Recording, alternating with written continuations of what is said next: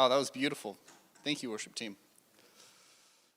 I remember I was probably 6 or 7, and I was at the church I grew up in, and they did a baby dedication, and I remember one of the things that they said was like, asking the church body, like, do you promise to help raise this child? And everybody says, I do. And I remember thinking, was I dedicated? And asked my parents, was I dedicated? Like, yeah. And then I was just, I understood that as a 6-year-old, that other people would like take me home and raise me. And it was terrifying. And I was like, why did you do that? Why did you dedicate me to these people? I don't even know. But anyway, that's what that reminds me of. Although it is very beautiful, and I'm happy to be a part of it. My name's Mark, by the way. I am a pastor here, and I get the honor and the privilege of speaking to you today about transformation. We are a few weeks into the series called Transformation Happens. And I am excited because I'm going to be talking about some Old Testament stuff, and I am a fan of the Old Testament. But I want to start with a story first. A few years ago, I had this little Nissan truck. It was a 2-wheel drive, and it had incredibly low clearance. And I thought, this is the perfect little truck to go exploring in. And so I took my new wife at the time, and I was like, we're just going to drive random back roads and see what happens. And there's this, if you drive on national forest roads, you often see little offshoots that's like incredibly overgrown. And you think maybe at one point it was a road, but it's probably not anymore. And I saw one of those, and I was like, that's the perfect road to drive down. And so I'm driving down, and it's just crazy thick, and then it kind of opens up a little bit, and then there's a gate that's closed.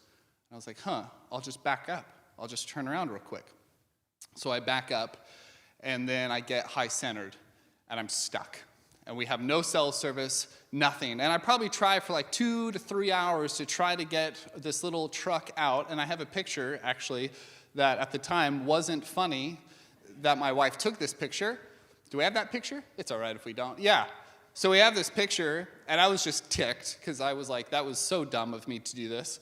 And I was stuck for about 2 to 3 hours, and then finally I was like, this isn't happening. I tried everything. I didn't have a come along. My wife is beautiful and strong in her way, but in regards to muscle mass, she's not a bodybuilder, if you know what I mean, but she is so strong. And so she wasn't much help. And so I tried, and then finally I had to give up and walk and got service, called someone. They were able to come out, and it wasn't exactly how I wanted to receive help, but it was help in that they just pulled up, attached a rope on, yanked me out. Like the rope somehow came attached, and they just didn't stop. And they're like, all right, bye. And they just took off. And I'm like, okay, this is still terrifying. But I was out, and then I had an incredibly sketchy drive out of this road, back out, and then finally made it back home, could take the deep breath, and hung up the keys for a while and figured I'm going to wait till I have a different vehicle to keep doing this. But to summarize, we got stuck. We got pulled out. I had a sketchy drive back full of uncertainties, and then I made it to safety. But this story of me getting out with my wife it's also an Exodus story, which the word Exodus literally translates to meaning the way out. The way out, which is the story of the Israelites. And ultimately, what we're going to be talking about is that it is also our story. We are all living mini Exoduses. There's a verse I want us to look at, and it's from the book of Exodus, which is the second book in the Bible. It's Exodus chapter 20, verse 2. And it says, I am the Lord your God who brought you out of the land of Egypt, out of the house of slavery. Now, this verse occurs many times in the Old Testament. In fact, whenever the Exodus story is referenced, this is the verse that's used. So it's referenced all the way throughout the Old Testament, and this is mostly the exact wording that's used. And this verse is from, obviously, the story of the Exodus from the book of Exodus. And I'm going to give a quick rundown of it, but I do encourage you, if you are unfamiliar, if you haven't read it, that you should pick it up. Read through it one time or a couple of times. But the reason we're going to be looking at this story is that this story is really the foundation, scripturally, of the whole concept of transformation. This is the groundworks of it. The Exodus is one of the most referenced stories within the whole Bible. I would even argue that it is the most referenced story within the whole Bible. This is the story of transformation. And our life, our personal life, models the Exodus story. So, I also want to be clear, a lot of this is coming from the Bible Project, if you're familiar. They just did a series where they walked through the whole of Exodus. I would also encourage that. And so a lot of this is coming from them, and they're far smarter than I am, so it helps. It works out very well. So we're going to start out, and I just want to walk us through the whole Exodus story. So often when we think of the Exodus story, we think of the Israelites, the 10 plagues, into the wilderness. We think of the Prince of Egypt, really, the phenomenal movie, Prince of Egypt. But it actually starts way before that. It starts with a man named Abraham. And often an untold part of the story is that Abraham mistreats people. Specifically, he mistreats an Egyptian woman named Hagar and his own wife. And there were some other poor choices that were made. But he mistreats some Egyptians. And then fast forward a few hundred years, and actually how he mistreats the Egyptians or how the Egyptians mistreat the Israelites. So, fast forward a few hundred years, and the Israelites are now living within Egypt, and their numbers have exploded. They have absolutely popped off number-wise, and the Pharaoh is a bit nervous about this. He sees them, they're living with them, things are good, but he sees this number increasing. And he gets a little uneasy, a little bit nervous about it. And so he chooses to enslave them so they can't overtake them. And he works them hard. Incredibly difficult manual labor. So at this point, the Israelites are slaves in Egypt. Eventually, a man named Moses is born, and he is raised by Egyptian women, and he begins to care deeply for his Israelite brothers and sisters. And if you're familiar with the story, you'll know that I'm jumping through the story. But Yahweh ends up raising this man to free his people. God uses this man, Moses. And through Moses, God brings 10 plagues to the Egyptians, in which, by the end, Pharaoh ends up freeing the people. So they're set free from their bondage. They're set free from their slavery. The Israelites are on their way out of Egypt. They're fleeing out of Egypt. And as they're leaving, probably unfortunately, like most leaders, Pharaoh starts to think of the economic loss and about what's happening by the economic loss, running away, fleeing. And he changes his mind. And he sends his army after the Israelites as they're fleeing. And as the Egyptians are chasing the Israelites come face to face with the Red Sea, or the Sea of Reeds. So they're at this crossroads here. Behind them are the Egyptians, and they have a choice here. Do we return to bondage? Do we return to slavery? Or we're looking at what looks like certain death. Do we trust this Moses guy? Do we trust this Yahweh guy that he's going to take us through what looks like certain death? And they're unsure. But then Moses, with God, with Yahweh on his side, splits the Red Sea, and the Israelites walk through it on dry ground. And they're safe on the other side. But now they're in the wilderness. They're in the wilderness for 40 years, which is a long time. No offense to those of you who are 40. I'm on my way. When I'm there, it will not be a long time. It'll be a very short time. But the reality is it really shouldn't have taken that long. This walk should have only taken a few weeks, but it took 40 years. It took so long because during this time, they're learning to trust Yahweh, learning to trust that what he has is best. At the time, they had worries about food and water, which makes sense to have those worries, and God provided for their needs, but it wasn't how they wanted him to provide. And I know whenever I come across this part in the story, I remember growing up and being told that, man, can you imagine them, that they're grumbling about that? And I remember being like a teenage boy and like, I would. Like, I'm getting McDonald's and then I'm in the middle of nowhere and it's hot and I'm getting like manna, which is literally meant, what is it? And I'm like, I would be grumbling probably a little bit too. This makes sense.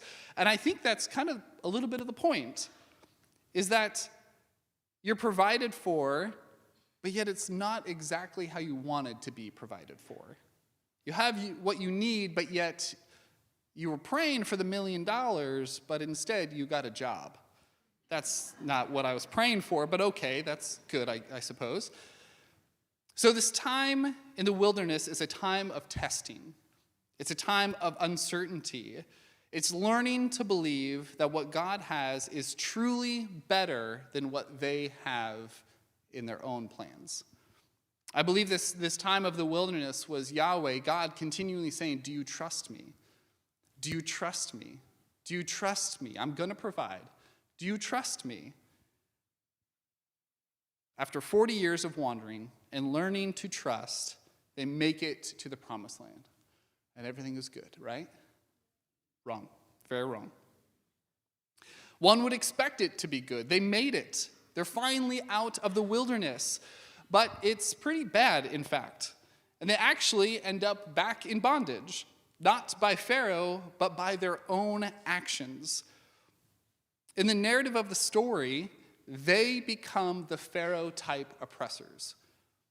So all of a sudden, they've gone through the stages of bondage or slavery to wilderness to freedom, but now that cycle is on repeat within the land of promise. So there's this surprise. They expected things to be good, but it's not. It didn't work. All of the problems weren't solved when they made it there. The cycle continued. In fact, they became the oppressors in it. And it's the prophets in the Old Testament that realized they needed someone or something new. They needed something different. Someone so connected to God that this person could successfully walk them through the wilderness. This story, the story of the Israelites, is actually our story. This is the original, the first story of transformation from slavery or bondage into the wilderness into freedom.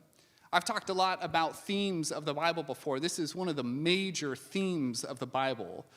Not only is it on display in the large, but the cycle repeats itself on the little throughout the stories. So this is our own story. We start out in a place of bondage. Romans talks about being slaves to sin. It's this bondage to our own inclination towards self-centeredness. We're stuck. And we're a slave to the cycles of hate and gossip and hurting others and ourselves. And we feel this pain. Maybe as you're sitting there, you feel that you're still in the middle of this. You still feel this bondage to these things. And we feel it, if we're out of it, maybe trying to pull us back in. But what the Exodus story tells me about this stage is that God is with us in bondage. God is with us in bondage. I think for a long time I had this idea that God joins me in my journey once I make it to that land of freedom. Once I've committed myself to him, then he joins the story. But in fact, I think he was there long before I was even aware. He was in that process of bondage while I was still in the slave to sin. He was still in that process. So maybe you're in the place of the wilderness. Maybe you don't feel that you're in the place of the bondage or the slave to sin. You're in the place of the wilderness. That you've made the decision to follow Jesus, but if you're being honest, like really honest with yourself, there's still a lack of full trust that what God has for you is more abundant than what you have for yourself. And I think about how long it took for the Israelites to be in the wilderness. It took 40 years. And I don't want to read into things too much, but I feel like that being so long is a really important part of the story. It takes so long to truly trust that what God has for us is best. Because the things back there look really good. It was easy. There was certainty back there. I knew what I could expect. Yeah, it hurt myself, but I knew looking forward, I don't know. I don't know what to expect. The bondage doesn't actually sound too bad from time to time. So we encounter something similar to what the Israelites did. When the Israelites came face to face with the Red Sea and the Egyptians behind them, I think we have our own moments of this. For us, maybe it's the fully committing our life to this Jesus guy, to the way of Jesus. Are we going to fully commit? And behind us is the bondage. And sometimes we feel this tension. We feel the tension of, that looks like certain death to me. But back there is the bondage. Which way am I going to go? But when we go through the waters that look like death, it's a death to self. This is the original baptism. Through the waters of what looks like death, but it's a death to self. And on the other side, raised out. It's in the wilderness when we have to trust that what God has for us is better than what we have for us.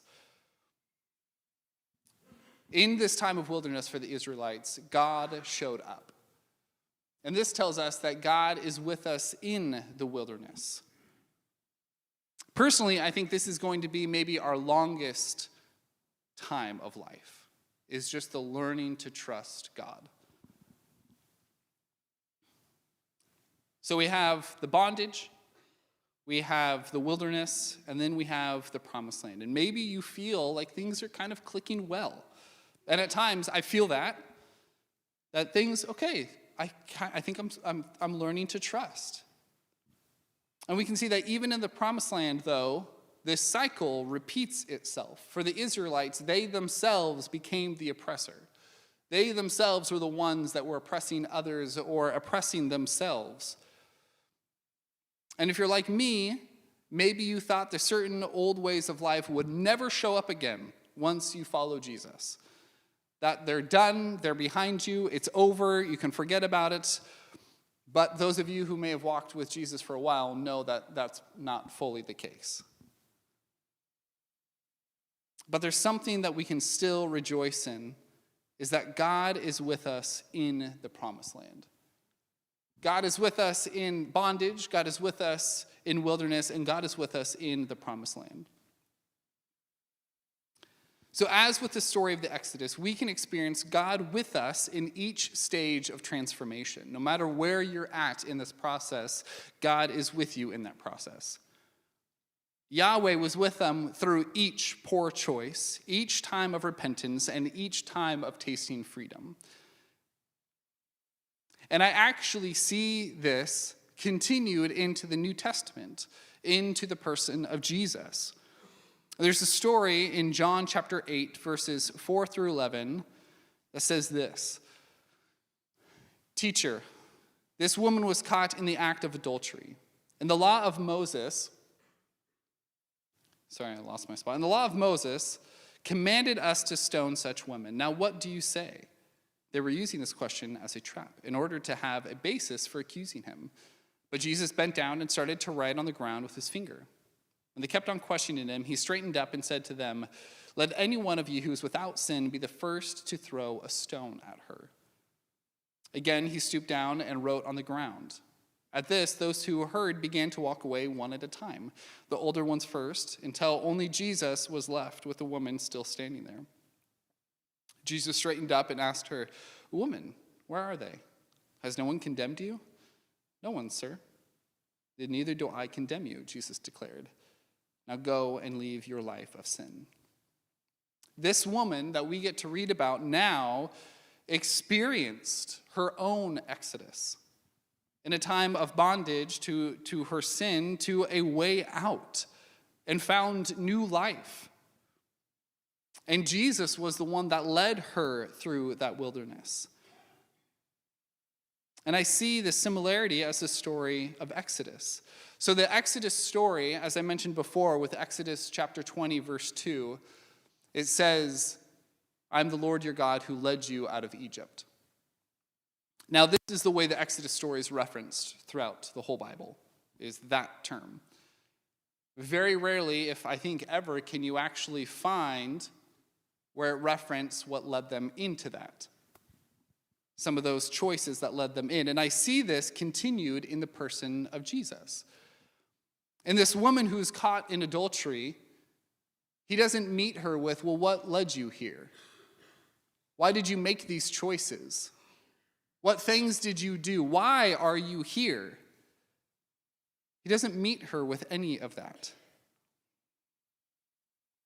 He just meets her with, "Now this is the way out. This is the way out of this bondage. Go, you're free. Leave your life of sin."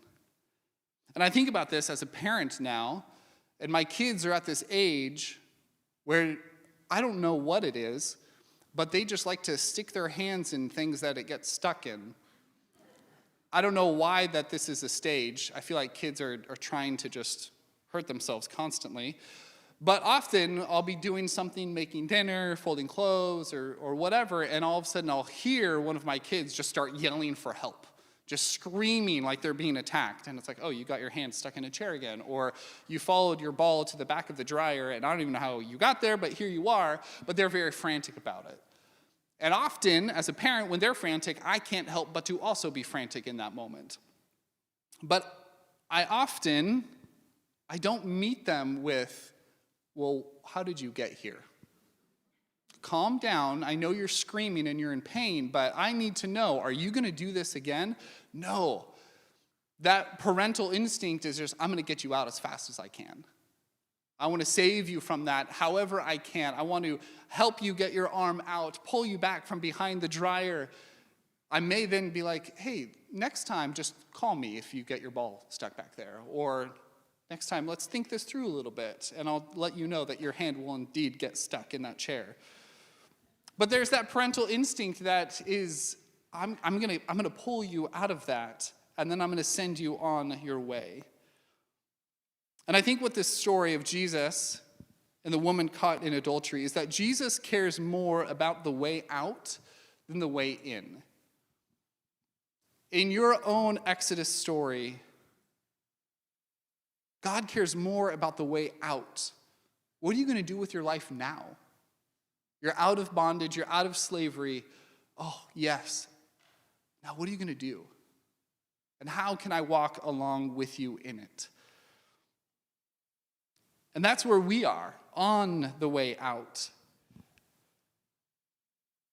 And in this time of wilderness, we have this gift of the Spirit. We have the gift of Jesus walking along with us. That when we get in those moments of, "I don't know what to do here," there's someone that we can call on. And this is what Jesus came to do. This was the life that he lived. He showed the way out with how he lived. He showed the way out of the wilderness with how he walked here on this earth. And we have 4 accounts of it that we get to look at.